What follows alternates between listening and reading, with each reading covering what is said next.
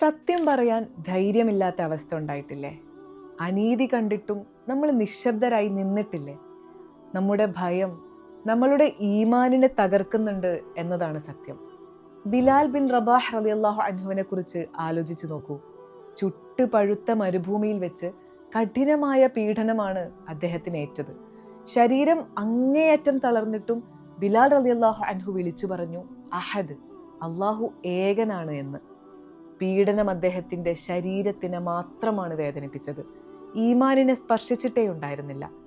സ്വഹാബി വനിതയായ നുസൈബ ബിൻത് കഅബ് റളിയല്ലാഹു അൻഹ ഉഹദ് യുദ്ധത്തിന്റെ അവസാനത്തിൽ എല്ലാവരും പിന്തിരിഞ്ഞപ്പോഴും അവർ വാളെടുത്ത് പ്രവാചകൻ സല്ലല്ലാഹു അലൈഹി വസല്ലമയോടൊപ്പം തന്നെ നിലയുറപ്പിച്ചു.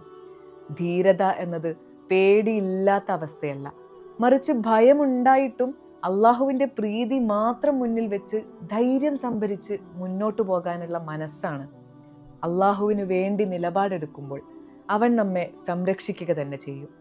അനീതിയുടെ മുമ്പിൽ ഇനി നിശബ്ദരാകരുത്. അള്ളാഹുവിന് വേണ്ടി സംസാരിക്കുന്ന ആളുകളുടെ കൂട്ടത്തിൽ നമുക്ക് ഉൾപ്പെടാൻ സാധിക്കുമാറാകട്ടെ.